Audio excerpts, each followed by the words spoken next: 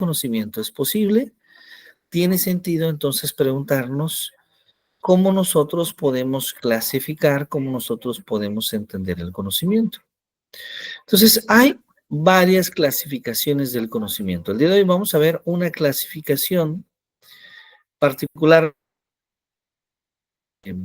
Yo he tratado de hacerla a través de un libro que publiqué hace un par de años. Y es una clasificación posible, pero podemos encontrar muy variados autores con clasificaciones distintas. ¿Qué tienen todas estas clasificaciones en común? A ver si se puede ver ya por allá. Sí, ya se ve. Ya se ve, ¿verdad? Muy bien. Bueno, pues todas estas clasificaciones tienen en común en que procuran analizar la naturaleza del conocimiento. Hay quienes, por ejemplo, asumen la idea de que conocer es como un modo de interpretar la realidad. Y entonces ligamos la idea de conocer con la hermenéutica. ¿Sí? La hermenéutica tiene una conexión porque a través de la hermenéutica nosotros interpretamos lo que pasa en la realidad. ¿Sí? Pero también podemos hablar del constructivismo como una manera de decir que entonces la realidad se construye y se reconstruye constantemente.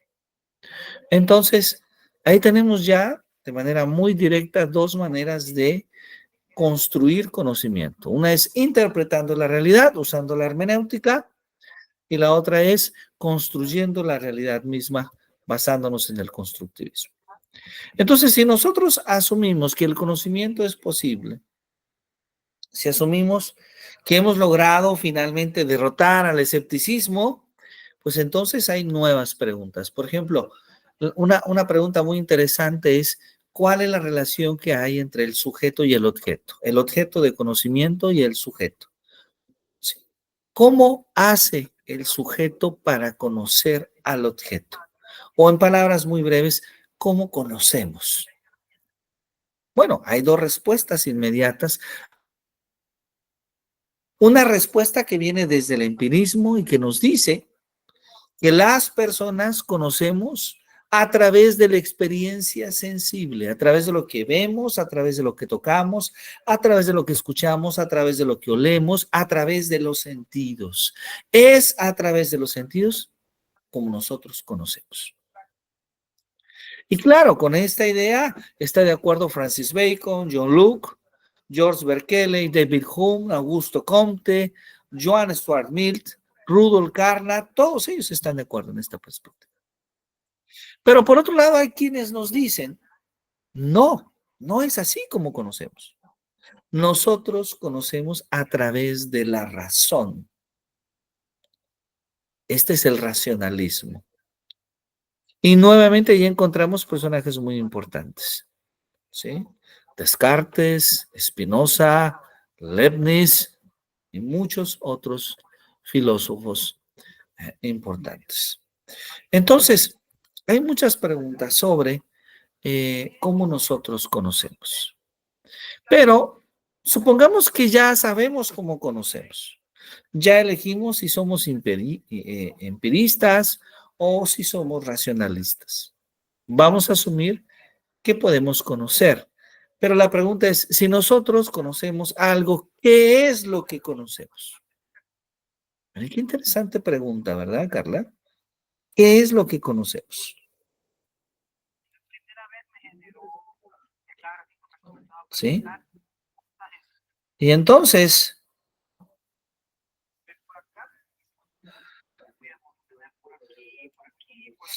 ¿qué podemos nosotros decir? Nosotros podemos hablar entonces justamente de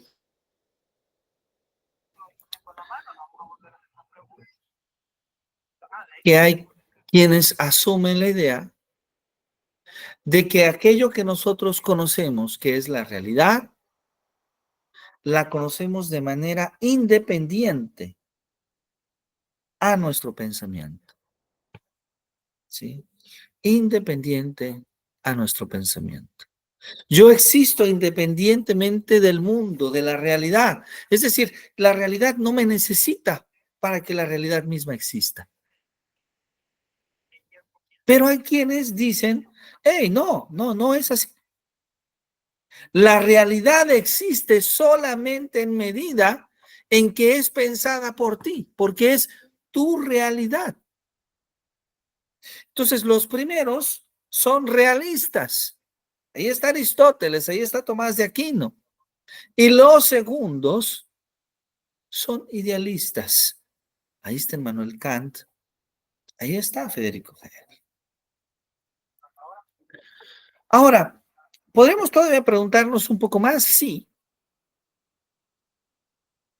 Bueno, si asumimos que el conocimiento es una creencia verdadera, justificada, entonces, ¿cómo nosotros justificamos nuestras creencias?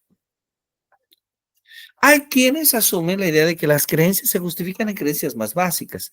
Y por cierto, esas creencias más básicas no requieren justificación. Esto le llamamos fundamentalismo. Hay quienes nos dicen que las creencias entonces se justifican al pertenecer a un sistema de creencias que es concebido como un todo.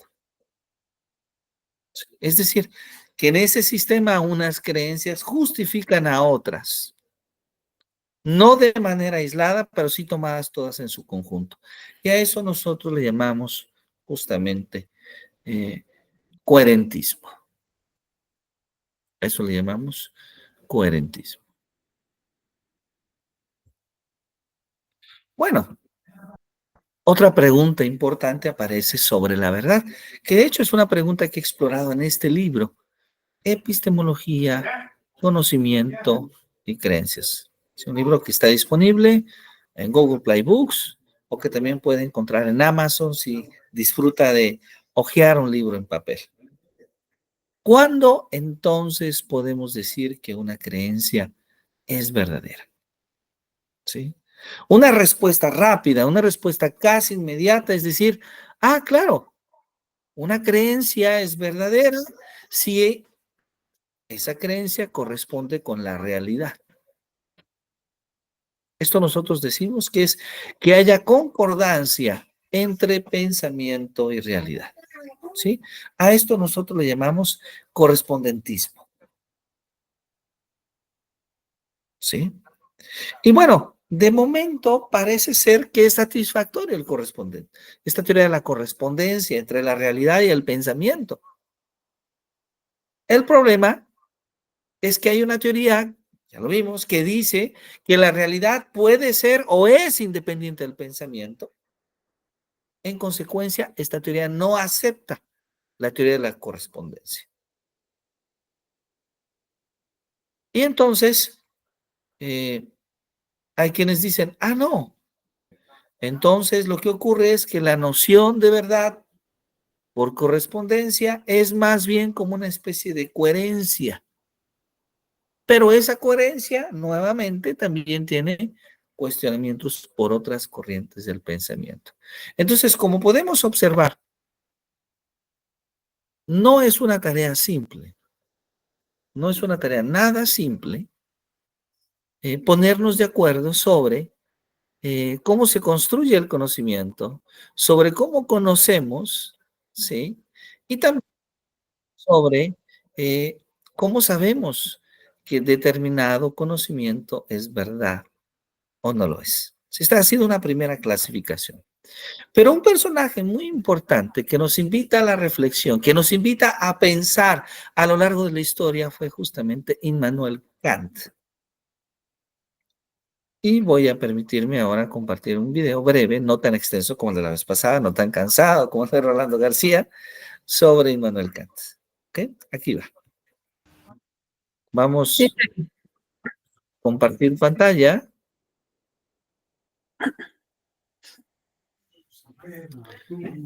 Vamos a compartir pantalla.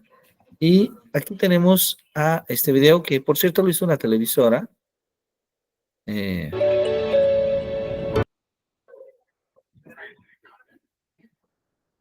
Kant, un pensador revolucionario.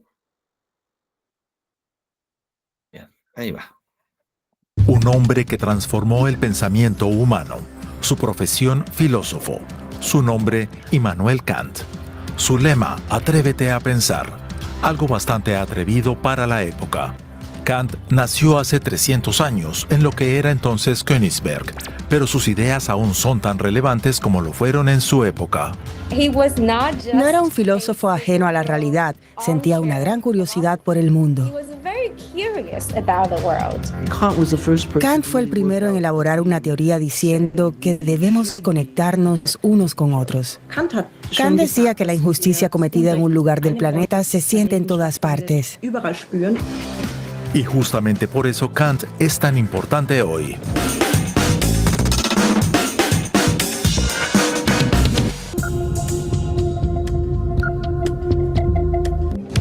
Immanuel Kant desarrolló sus ideas en la vieja Europa de las monarquías absolutistas. En ese contexto, instaba a que pensemos por nosotros mismos.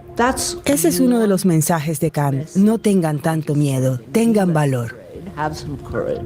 Pero era más fácil decirlo que hacerlo. Una palabra contra los gobernantes podía tener consecuencias drásticas.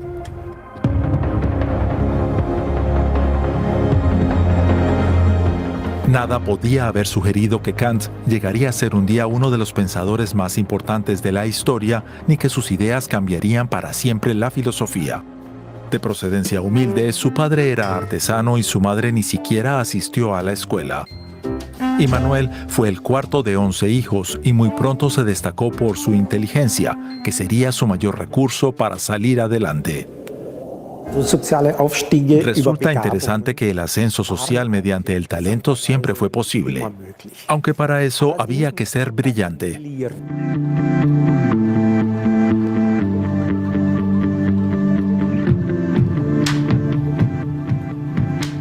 Kant superó sin sobresaltos la escuela y la universidad. Durante un tiempo pagó sus estudios como un exitoso jugador de billar. Pero sobre todo se interesó por la filosofía, la metafísica, las matemáticas, la historia natural y la astronomía. Un verdadero polímata. Kant confiaba plenamente en el poder del pensamiento y la razón. Estaba convencido que las personas pueden ilustrarse como sociedad. En tiempos de Kant, Königsberg pertenecía a Prusia con Berlín como capital. Hoy se llama Kaliningrado y es parte de Rusia. Kant casi no salía de su ciudad, pero Königsberg, puerto comercial a orillas del Báltico, estaba conectada con el resto del mundo. El meteórico ascenso de Kant al estrellato intelectual tuvo un comienzo tardío. A los 57 años publicó su obra magna, La Crítica de la Razón Pura. Le siguieron varios éxitos de venta que le generarían riqueza y le permitirían moverse en los círculos más distinguidos de la sociedad. Quizá ningún otro filósofo haya influido el pensamiento moderno tanto como él. De apenas 1,57 m de estatura, este hombrecillo de Königsberg sigue siendo un gigante intelectual para muchos filósofos de hoy. Seré kantiana toda mi vida. Por cierto, algunos de sus contemporáneos consideraban a Kant un poco estrafalario. Se levantaba cada mañana a las 5 menos cuarto, bebía 2 tazas de té y fumaba en pipa, daba clases de 7 a 9 y pensaba de 9 a 1 menos cuarto. Luego escribía y salía a pasear por la tarde, cada día a la misma hora. En tiempos de Kant, la gente vivía rodeada de autoridades: el rey, el ejército, la iglesia. La mayoría de la gente hacía lo que le decían, en parte por miedo. Podían ejecutarte o enviarte al exilio.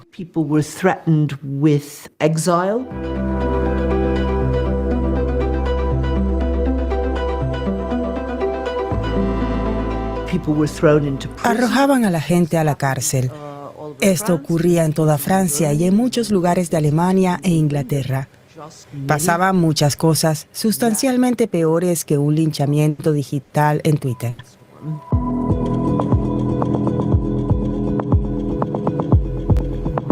Hasta que llega Kant a este mundo autoritario y transforma el pensamiento humano.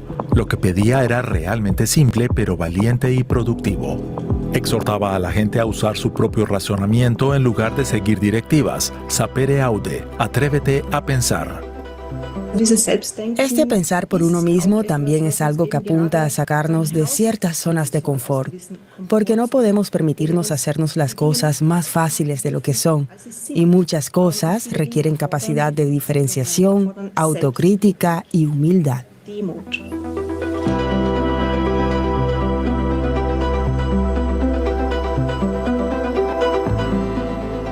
Pero para Kant, pensar por uno mismo también significa debatir, discutir y exponerse a otras opiniones. Analizar más detenidamente el verdadero significado de pensar por uno mismo significa examinar junto con los demás si lo que consideramos correcto también es defendible. Ese es su mensaje. Kant dice: la ilustración es la salida del hombre de su inmadurez autoinfligida. Inmadurez, de acuerdo, pero ¿por qué autoinfligida? En parte es culpa nuestra, pero la cobardía es fomentada por reyes y duques o quien detentara el poder por aquel entonces, como por supuesto también la Iglesia. Kant dice que los llamados guardianes tratan a la gente como ganado, como animales sin razón. Y este ganado es manso y mucho más fácil de controlar. Es un mensaje sumamente radical.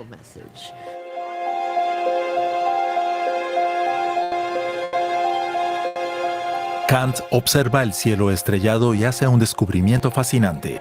No un nuevo planeta, ni tampoco extraterrestres, en cuya existencia creía firmemente.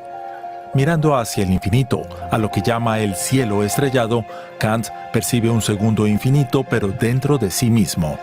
Algo que lo distingue a él, un ser humano, de los animales, su ley moral. La resume en una fórmula que la mayoría habremos oído mencionar, el famoso imperativo categórico. Obra solo según aquella máxima por la cual puedas querer que al mismo tiempo se convierta en ley universal. Otra exhortación revolucionaria. Considerar lo que nuestras acciones significan para los demás no es una idea completamente original. Pero la novedad es que Kant no necesita de una autoridad moral superior ni por lo tanto de Dios. Quiere que las personas reconozcan por la razón lo que está bien y lo que está mal, que se cuestionen a sí mismas en lugar de encomendarse a la autoridad divina. Desde entonces ya nada fue igual. Todo un sistema de pensamiento descansa ahora sobre la razón humana, una gran responsabilidad. Kant da 3 formulaciones del imperativo categórico y creo que la más importante es: actúa como si todos fueran un fin en sí mismos. Nunca utilices a nadie como medio. Nunca instrumentalices a la gente. Pero esto es mucho más difícil de seguir de lo que parece. El compromiso de Kant con la dignidad humana le dio un giro político a la filosofía.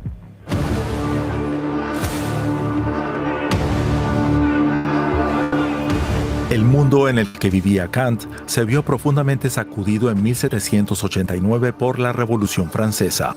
En París, a unos 1.700 kilómetros de Königsberg, se tomó por asalto la Bastilla y las cabezas rodaron en pos de la libertad y una vida mejor. ¿Qué pensó Kant? Kant comparte los ideales que impulsaron la Revolución Francesa, la idea de igualdad, mismas libertades, republicanismo, de que las personas también deben poder ser actores políticos y capaces de gobernarse a sí mismas. Aunque Kant rechazaba los levantamientos y las revueltas, criticaba sin rodeos los privilegios de la nobleza, el paternalismo de la Iglesia y el colonialismo. Un mundo más justo parecía posible y Kant quería que su filosofía tuviera un efecto práctico, que condujera a una vida mejor y a la libertad. Las consecuencias políticas aún se observan hoy en día. La filosofía de Kant es la única base para una izquierda liberal viva. Y los valores que hoy necesitamos desesperadamente estaban todos en Kant. were all there in Kant. Es un legado increíblemente exigente que, si somos sinceros, quizá también nos avergüence, porque no estamos a la altura de muchos de sus postulados. Sobre todo en lo que respecta a la justicia global. En las relaciones entre el norte y sur globales hay muchas injusticias.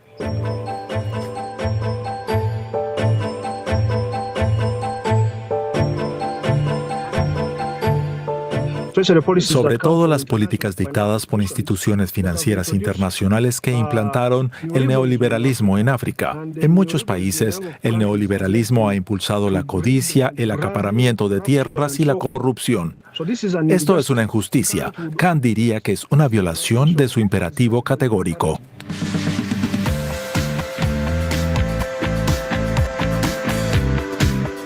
Pocos de los que hoy se manifiestan a favor de la paz saben que están en deuda con Kant, un apasionado antibelicista. Con más de 70 años, plasmó sus pensamientos en su ensayo sobre la paz perpetua. Sus ideas eran radicalmente modernas para 1795, una época en la cual las guerras estaban a la orden del día. Kant apuesta por establecer tratados entre estados soberanos. Era algo muy progresista para la época. Hoy vemos que los tratados bilaterales no bastan, especialmente si una de las partes, como es el caso de Rusia, anula sus propios tratados de un día para otro. Necesitamos controles internacionales, justo lo que quería también el propio Kant. Kant vivió 3 guerras y la ocupación rusa de Königsberg. Sabía de lo que hablaba. Lo radical en sus textos son sobre todo las demandas que se derivan de ese ideal de paz mundial. Desde la perspectiva actual, esas exigencias siguen sin cumplirse. Que los estados establezcan relaciones de confianza entre ellos hasta el punto de que no necesiten mantener ejércitos permanentes que supongan una amenaza recíproca sigue siendo una idea utópica. Ciertamente, las guerras han seguido sucediéndose desde la muerte de Kant. Con todo, sus ideas suenan casi a una guía práctica para la creación de las Naciones Unidas, un intento serio y al menos parcialmente exitoso de garantizar la paz en el mundo.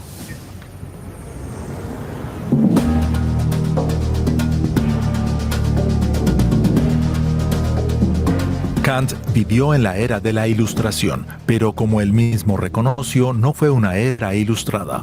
Tampoco él fue una persona ilustrada. Por modernas que nos parezcan muchas de sus ideas, en otras se equivocó de forma flagrante.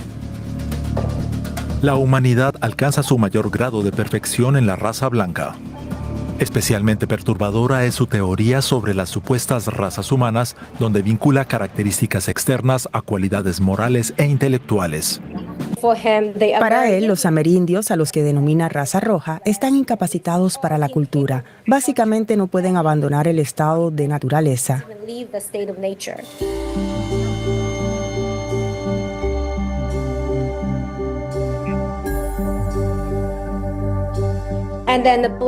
Considera que la raza negra está capacitada solamente para la cultura de la esclavitud, que no puede progresar a una cultura más avanzada. La llamada raza amarilla, representada por indios orientales y chinos, entre otros, no puede participar en culturas más avanzadas. Kant piensa que solo los europeos occidentales tienen las aptitudes y la vocación de hacer progresar a la humanidad hacia su destino moral.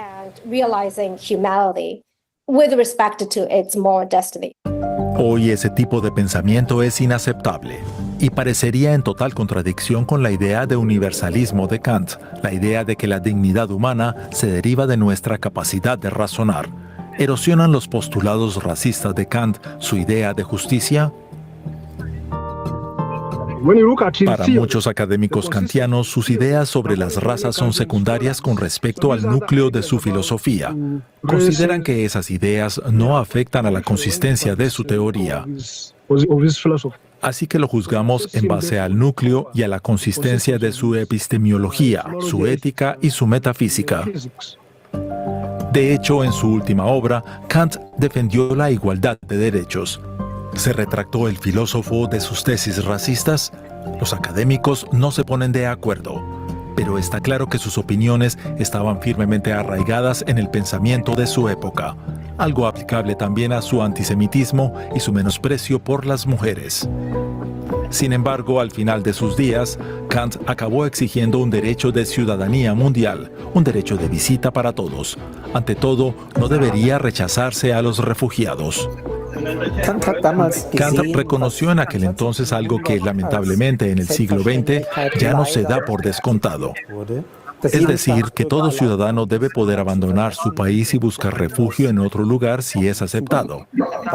Sería magnífico si el mundo recordara que se trata en realidad de algo evidente.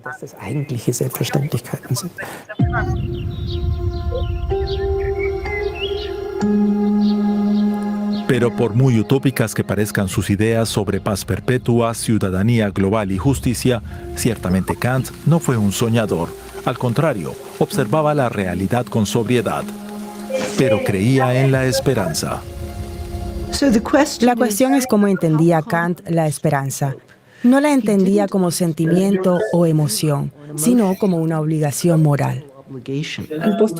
Un postulado de la razón práctica es que para sobrevivir y continuar necesitamos esperanza, aunque no haya motivos para tenerla. Lo peor pasará si perdemos la esperanza. Es justo lo que necesitamos cuando estamos a punto de desesperar. Mientras no sepamos que nada tiene sentido, debemos seguir luchando por la justicia y la paz. Así lo cree Kant, y parece una idea bastante buena.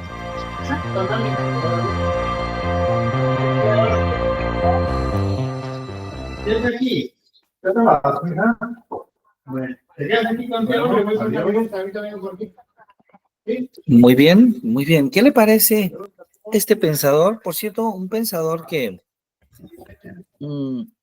revisamos un poquito, que podemos revisar un poco, perdón, cuando hablamos también de epistemología, muy especialmente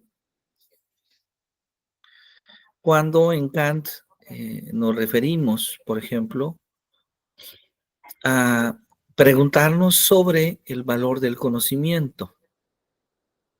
Kant, por ejemplo, nos habló de cierto tipo de criticismo, le llamamos, en el cual lo que Kant nos dice es que esa pregunta que a veces se hace la epistemología sobre preguntarnos cuál es el origen que tienen las ideas, en realidad no tiene tanto sentido, ¿sí? Que más bien lo que debemos de preguntarnos es cuál es el valor de las ideas, cuál es el valor que las ideas tienen, ¿sí? Pero bueno, deme algunas impresiones, por favor. ¿Qué impresiones tiene sobre este gran pensador? Pues yo creo que compartimos el que nos contradecimos. Primero nos expandemos y luego nos limitamos. Y es muy cierto el hecho de que a pesar de que estamos llenos de muchísima información y como el plasma, la conservación de esos valores se ha perdido porque todo mundo tenemos una idea diferente de los valores. Entonces, siento que cada vez... Él habló... Ajá. No, adelante, adelante. Sí, Después de siento usted. que cada vez se vuelve como más complejo y más difícil dar por hecho una definición. Claro. Él habló del relativismo. Y ese relativismo, por cierto, hoy en día aparece en diferentes momentos del ser humano, ¿sí?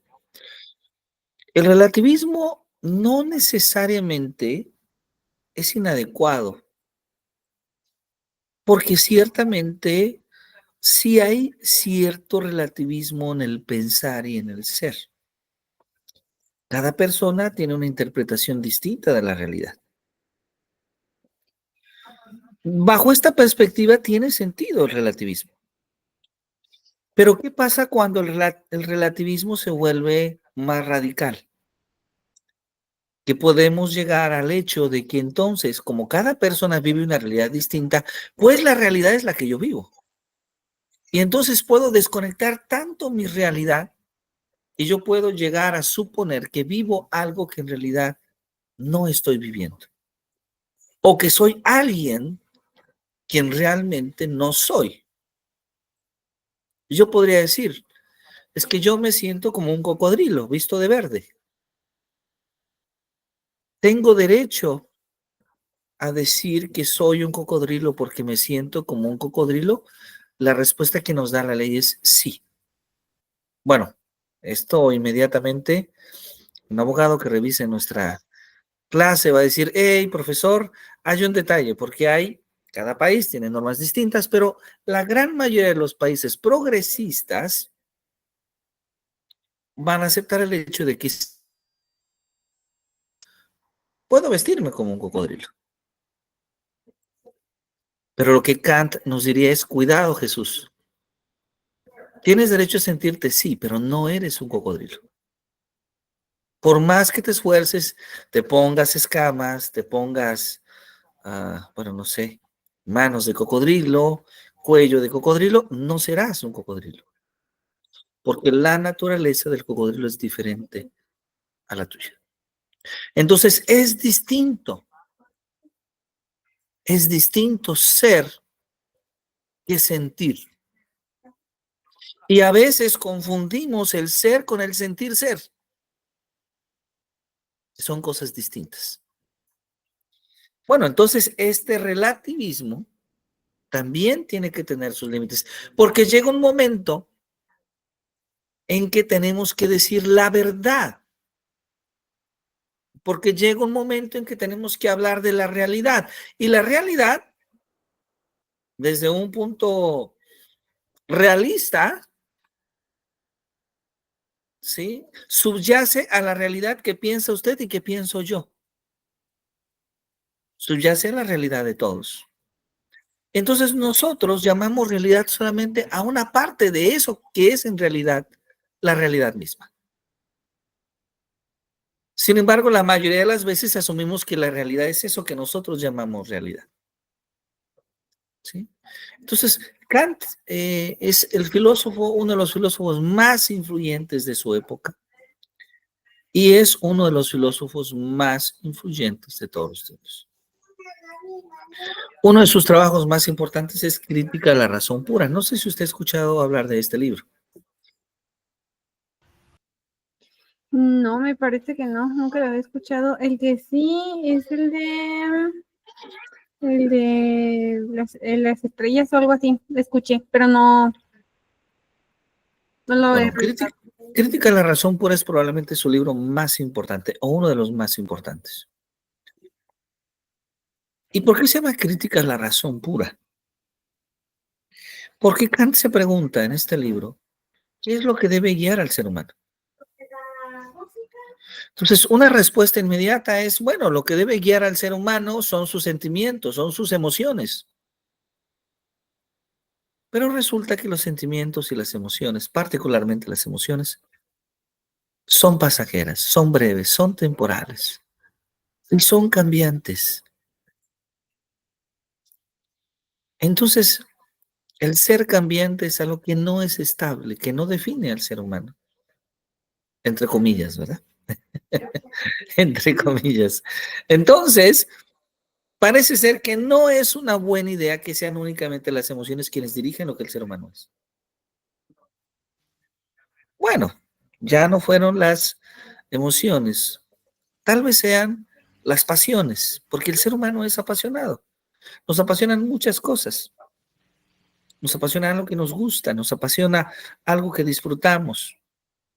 A veces nos apasiona la poesía, el café, la comida, el deporte, entre otras cosas. El ser humano entonces debe de seguir sus pasiones. La respuesta que da Kant es que parece ser que no, porque las pasiones ciegan, porque las pasiones nos hacen perder la racionalidad, nos pueden hacer perder la racionalidad. Son más permanentes que las emociones pero no nos permiten pensar siempre. Alguien que es apasionado al juego de apuestas puede en una madrugada perder todo lo que tiene. Es un hombre apasionado, pero no está razonando, no está pensando cuando juega. Alguien que discute en el estadio de fútbol porque le va al blanco y el otro va al negro, es alguien que no está pensando, está dejándose llevar por su pasión. Entonces Kant dice, bueno, creo que encuentro una alternativa. Lo que debe de guiar al ser humano es la razón, la capacidad de razonar, la capacidad de establecer juicios, la capacidad de poder encontrar un juicio considerando un conjunto de premisas. A eso es a lo que Kant se refiere. Bueno, entonces Kant nos está hablando de que es la razón la que dirige al ser humano. Y él está asumiendo un error. No todo es perfecto. ¿Sí? Él está asumiendo que el ser humano es racional. Es tan racional que, como lo decía en este documental, pareciera que después de hacer una reflexión en los tiempos actuales nos damos cuenta que Kant pensaba que el ser humano pensaba mejor como realmente el ser humano piensa. Es decir, Kant pensaba que teníamos la capacidad de establecer un juicio considerando una serie de premisas. Pero la mayoría de los ciudadanos en distintas etapas de nuestra vida no logramos establecer un juicio como al que Kant se refiere. Entonces resulta que el ser humano no es tan racional como Kant pensó que éramos. De hecho, después de la filosofía de Kant, la educación se basa en una perspectiva racionalista. Así es el nivel de influencia de su pensamiento. Es tan influyente que cuando hablamos de educación estamos pensando en que lo más importante que la educación nos da es la capacidad de razonar, de ser racionalistas, de deducir, de inferir ideas con una serie de supuestos. Pero redescubrimos ahora que no logramos esas capacidades que Kant espera de nosotros. ¿Sí? Muy bien. Esa es Crítica de la Razón Pura, un excelente libro que le invito a leer. Y claro, la parte de la crítica de la razón pura nos habla de las limitaciones de la razón. Porque cuando Kant escribe esto, Kant creía que la razón era la respuesta. Y después redescubrimos que la razón no lo es. Una de las razones, uno de los argumentos que él da en su propio análisis, no el de otros autores, sino que él mismo lo da, es que a veces la razón no es coincidente ni con la pasión ni con la emoción. Por ejemplo, alguien puede tener frente a sí mismo un pastel delicioso. Por cierto, hablo de una persona con diabetes. Y entonces la razón le dice que ni siquiera debe de observar ese pastel, porque debe cuidar su salud.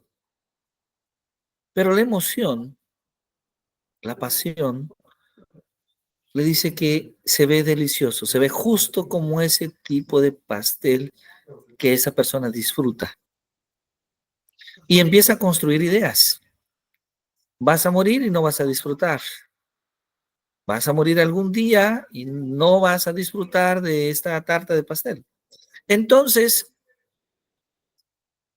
llega un momento en que la razón hace sentir a la persona en este debate, en que lo que es racionalmente aceptado no siempre es guiado por las emociones en la misma dirección. Y entonces asumir la razón significa que decidimos más desde nuestro pensamiento que desde lo que sentimos. ¿Sí?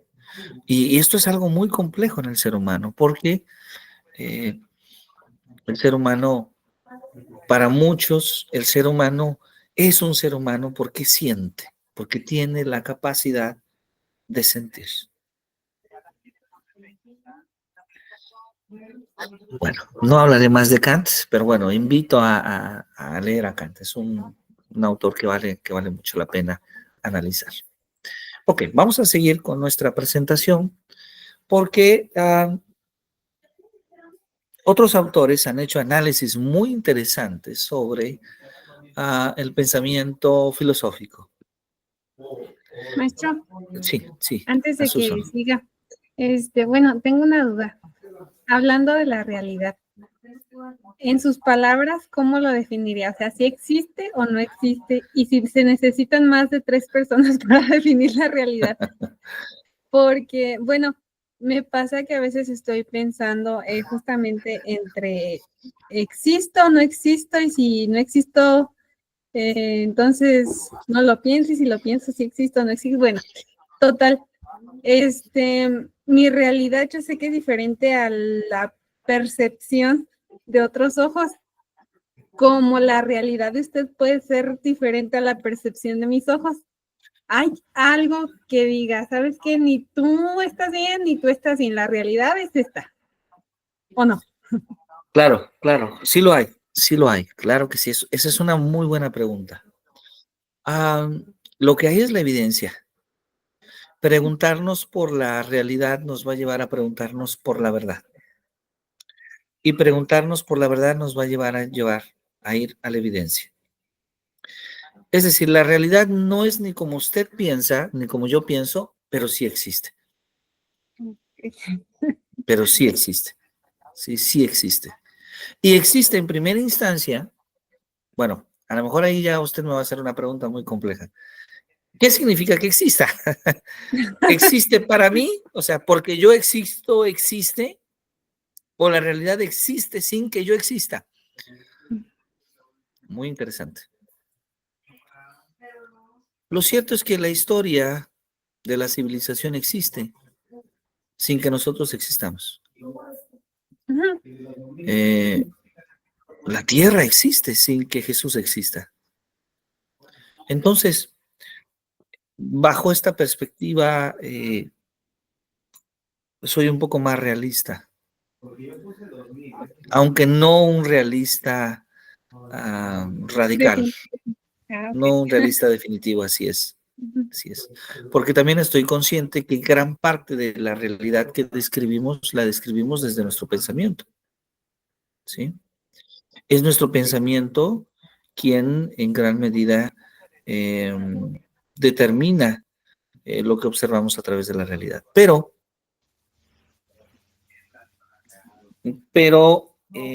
a pesar de ello, la realidad existe. ¿Sí? Ahora, es complejo, porque alguien va a decirme, bueno, Jesús, pero resulta que esa realidad también es un poco hermenéutica.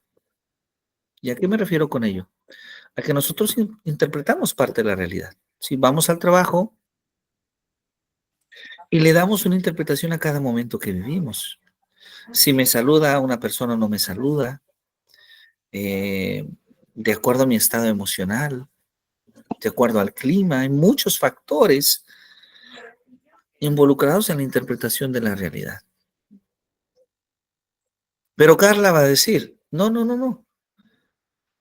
Sí, sí, es hermenéutica, pero también es constructivista, porque todos los días tú decides qué hacer con ese día, qué acciones emprender, qué actitudes tener, y entonces estás construyendo una realidad. Bueno, como podemos ver, el problema de la realidad no es cualquier cosa. Si por alguna razón la filosofía interesa, ¿sí? Por alguna razón es un problema filosófico muy interesante. Interesante, ¿ok? Muy bien.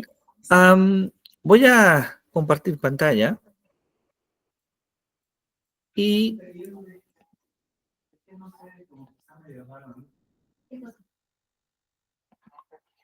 Por ejemplo, esos 2,000 pesos.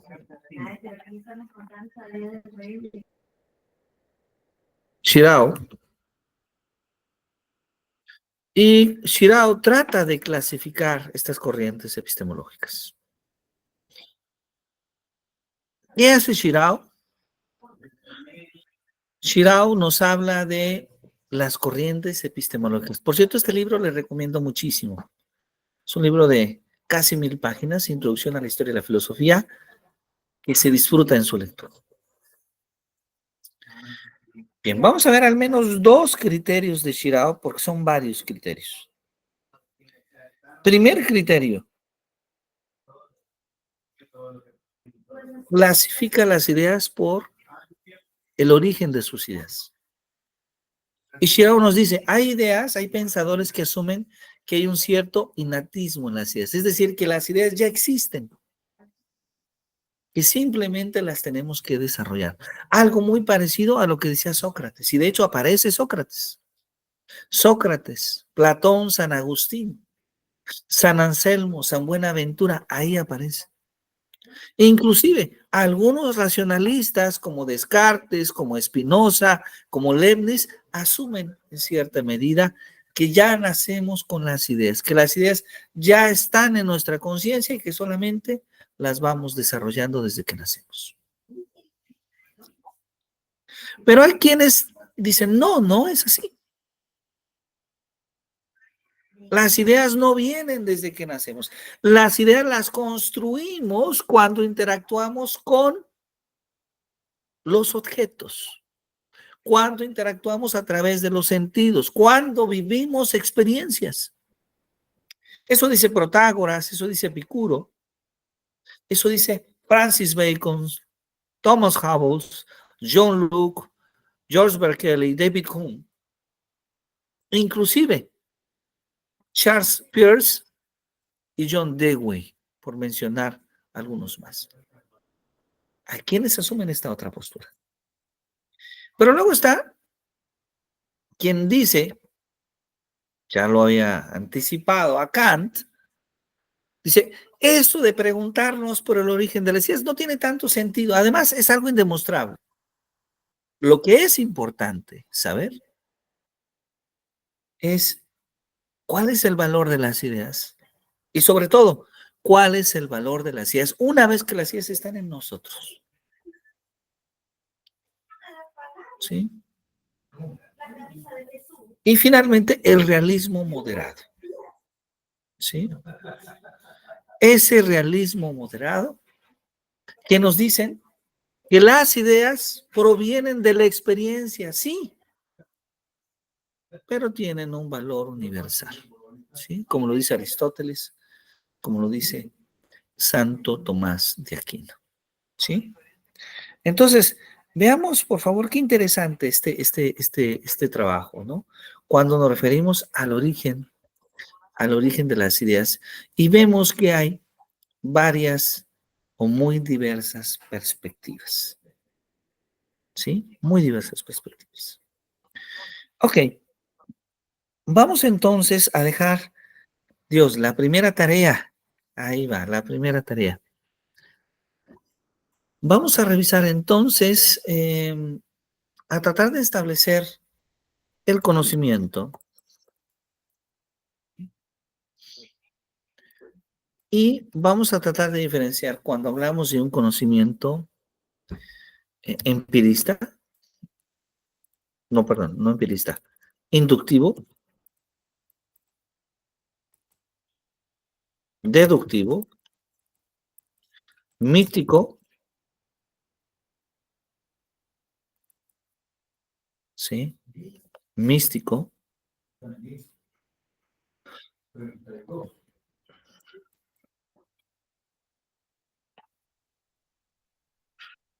místico y fideísta.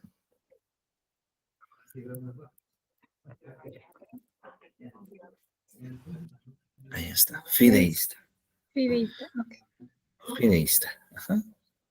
Entonces, vamos a investigar cuál es la diferencia. ¿Qué significa Ojalá que podamos encontrar algunos autores de cada uno de estos tipos de conocimiento, que el conocimiento sea inductivo, sea deductivo, sea místico y sea fideísta.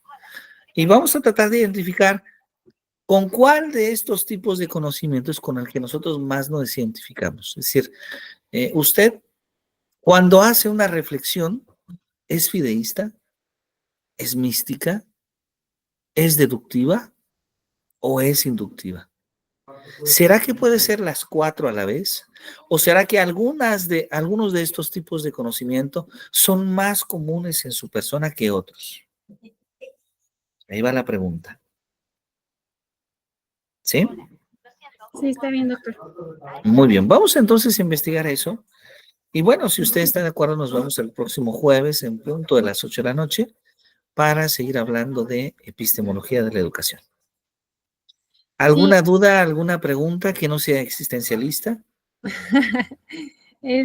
referente a la tarea, ¿quiere que la mande en Word o es solo en libreta? O, Pregunta.